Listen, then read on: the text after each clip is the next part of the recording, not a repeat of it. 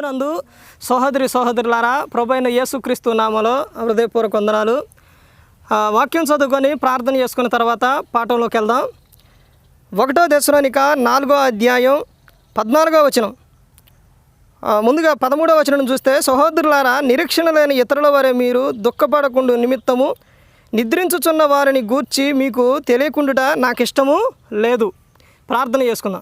సర్వశక్తి సంపూర్ణమైన పరలోకపు తండ్రి, పరిశుద్ధ ప్రేమగల తండ్రి, గొప్ప తండ్రి, అయ్యా ప్రతి ఒక్క విషయంలో మీరే ముందు నడిపించండి తండ్రి. వాక్యం బోధించండి, లోక సంబంధమైన జ్ఞానంతో కాకుండా తండ్రి మీ జ్ఞానంతో మాట్లాడే భాగ్యం దయచేస్తారని మా ప్రభువైన యేసుక్రీస్తు నామమున వేడుకుంటున్నాం తండ్రి, ఆమేన్.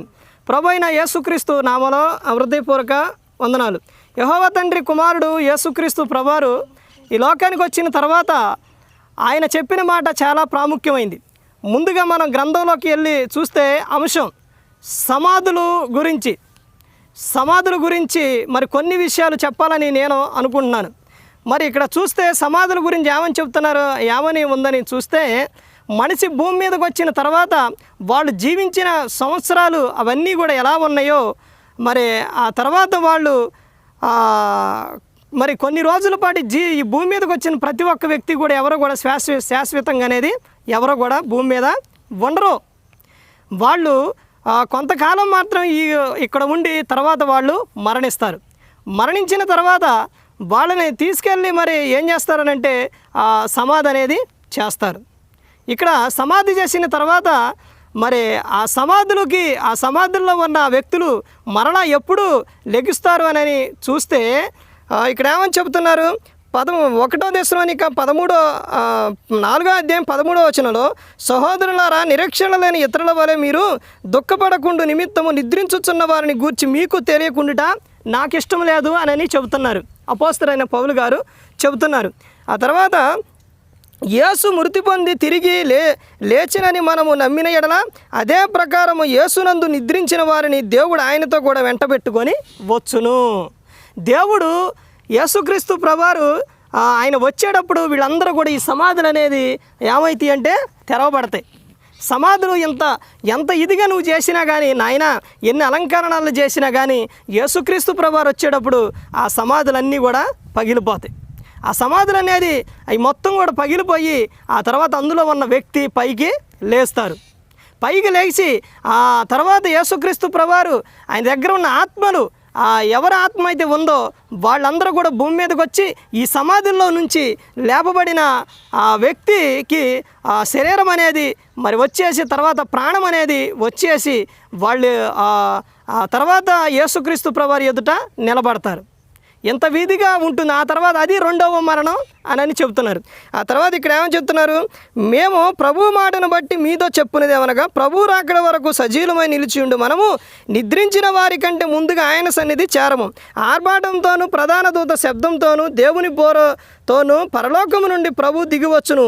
క్రీస్తునందుండి మృతులైన వారు మొదట లేతురు అని చెబుతున్నారు. వీళ్ళందరూ కూడా లెగుస్తారు. మరి ఈ సమాధి చేసేటప్పుడు చాలామంది సమాధి చేసిన తర్వాత మరి సమాధుల పండగ చేస్తుంటారు. సమాధుల పండగని చేస్తుంటారు, శుభ్రం చేస్తుంటారు.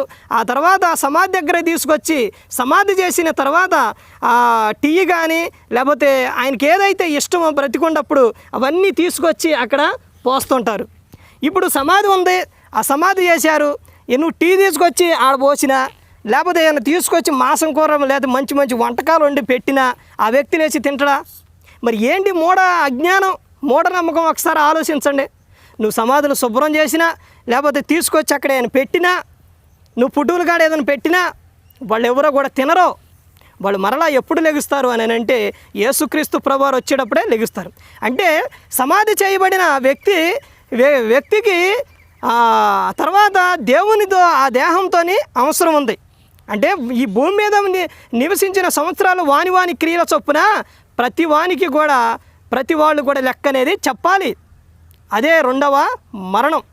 అందుకని ప్రతి ఒక్కళ్ళు కూడా వీడు మరలా లేచినప్పుడు ఇక్కడ మరి ఇంకొక మాట చూసి మనం ముగించుకుందాం. కొరింథీయులకు రాసిన మొదటి పత్రిక 16వ అధ్యాయం 50వ వచనంలో చూస్తే, సహోదరులారా, నేను చెప్పినది ఏమనగా, రక్తమాంసములు దేవుని రాజ్యమును స్వతంత్రించుకుని నేరవు, క్షయత అక్షయతను స్వతంత్రించు కొనదు. ఇదిగో మీకు ఒక మర్మం తెలుపుచున్నాను, మనమందరము నిద్రించము కానీ నిమిషంలో ఒక్క రెప్పబాటున కడబోరం రోగగానే మనందరము మార్పు పొందుదము. బోరం రోగినప్పుడు మృతులు అక్షయులుగా లేపబడుదురు, మనం మార్పు పొందుదము. క్షయమైన ఈ శరీరం అక్షయతను ధరించుకోనవలసి ఉన్నది, మత్యమైన ఈ శరీరం అమర్త్యను ధరించుకోనవలసి ఉన్నది అని ఇక్కడ చెబుతున్నారు. ఇక్కడ నువ్వు కుంటువాడైనా గుడ్డోడైనా లేకపోతే ఎవరివైనా కానీ నువ్వు బ్రతికున్నప్పుడు, ఆ తర్వాత నువ్వు చనిపోయిన తర్వాత సమాధి చేయబడిన తర్వాత మరలా లేచినప్పుడు నీలో ఆ లోపం అనేది ఇక ఉండదు. శ్రేష్టంగా నువ్వు ఉంటావు. అందుకని సమాధి చేసిన తర్వాత మరి ఆ సమాధి దగ్గరకు వచ్చి నువ్వు ఎన్ని అలంకరణలు చేసినా ఎన్ని చేసినా కానీ అందులో ఉన్న వ్యక్తి అవి తినరు. ఎలాంటి ఆలోచనలని ప్రతి ఒక్కరు కూడా మానుకోవాలి. ఎందుకనంటే నువ్వు ఇలా చేయడం వలన, ఇవన్నీ నువ్వు ఇలా చేయడం వల్ల దేవుని ఉగ్రతకు నువ్వు గురవుతున్నావు, దేవునికి దూరం అవుతున్నావు. అది ప్రతి ఒక్కరు కూడా గుర్తుపెట్టుకో.